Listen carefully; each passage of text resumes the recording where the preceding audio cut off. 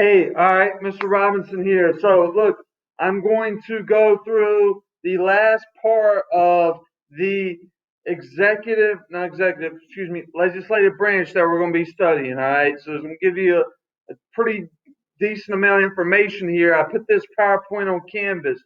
So, this information is going to cover the last part, which will help you get the last information you need for the project, all right, about the legislative branch, and then the test, which I'm going to post tomorrow. So listen carefully. I know if I were you and I had a teacher like you do, I had a teacher like me, I'd be listening. The Speaker of the House. So you remember we had the bicameral Congress, two houses. You have the House of Representatives and the Senate. The Speaker of the House is basically the head or leader of the House of Representatives. So this is kind of what we're going over now is the leadership in each house. All right. So some of it I'm gonna skip over, but what I tell you is the important part. If I say it's important, it's important. All right. You're gonna need to know it for the project. The head of the House of Representatives is the Speaker of the House, picked by the party that has a majority of each term. All right. Serves for 2 years. So, right now in Congress, you don't need to know this, in the House of Representatives, the Democrats have the majority. So they pick their Speaker of the House. In this case, it is Nancy Pelosi. Make sure you know that. You're gonna need to know it for the project. She is the leader in the Speaker in the House of Representatives. She's the Speaker of the House. This is kind of their job. They're in charge of floor debates. They steer and guide legislation, influence House business. You'll need to know this too. Also, constitutionally, they're third in line to become president of the United States. So, God forbid something should happen to the president and the vice president.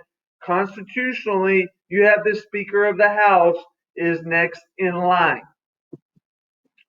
The vice president. All right. Now he is the head of the Senate. So in that project, you're going to have a Senate side and a House of Representatives side, and you need to know that the head of the Senate is the vice president, also known as the president of the Senate. So he is kind of part of both the executive and the legislative branch. Now the thing is, he doesn't really do a whole lot in the Senate. He votes only in case of a tie. So he doesn't really, he's just kind of head of it there. Doesn't really do a whole lot. President pro tempore. Don't worry about this for now. You're not going to need it for the project. I mean, if you want to look over it, all this is on Canvas, so you can look at it on your own. The floor leaders. So this happens in both the House of Representatives and the Senate. You have what is known as a majority floor leader and a minority floor leader. So the majority is it's in both the House and the Senate. So is the minority. They're in both.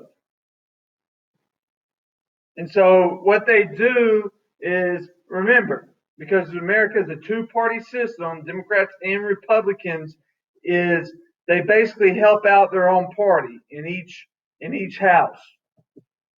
Don't worry about the whips either. We're not going over all that. I'm not going to take you through every single leadership position. I'm not doing deputy whips either.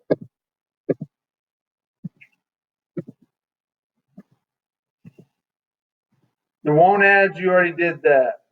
All right, this is what I'm getting to, because you're gonna need to know this for the project as well. How a bill becomes a law. Now, a bill is basically it starts as an idea and then it's introduced in the House. All right, they write. So it starts as an idea. A House member will write a bill and then they put it in the hopper, or it's basically just a box, to introduce it to the House of Representatives. This is how it starts. Then, okay, it will go to a House subcommittee. And what they can do is they can debate, research, question the bill. They can also make a recommendation about maybe changing it. And this happens with every single step. They can send it up or they can kill it. So they can kill the bill or they can send it on up to the House Rules Committee.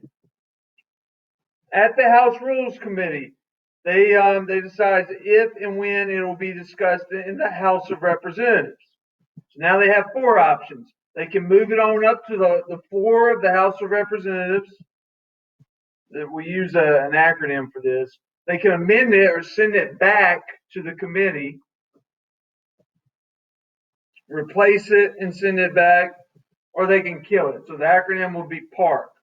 I'm trying to make this as simple as I can.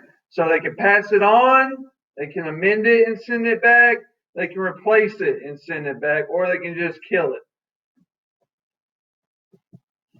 Now, at the floor of the House, they debate and vote on the bill. So what I want you to realize in this process, there's a lot to it. There's a bunch of steps, a lot of debating of it, research that goes on. That's why, in order to get these things passed, it's rather difficult. Not every bill becomes a law. Actually, not even a fifth of every bill becomes a law, or not even a fifth of all the bills become a law. So it's very hard to get it passed. Just like you may have heard someone say the phrase before, it takes an act of Congress to get that done. That's because passing a law is an act of Congress. It's difficult to get it done. So at the floor of the House, three options. They can pass and send it on to the Senate. They can amend it and send it back down to the committee again, or they can kill it. There's an acronym for that too. All right. So that's at the floor of the House. Now, if it's passed, it's introduced to the Senate because the Senate is the upper house. They can send it to the Senate committee, or they can kill it. Same thing. It just goes to every step here. The Senate committee or subcommittee, yeah, they have the same two options. All right. They can send it to the floor or they can kill it. So you're starting to realize all these steps it has to go through and why it is rather difficult to get a bill passed into the law. At the floor of the Senate, they can debate and vote on the bill. Now, a filibuster, this is important.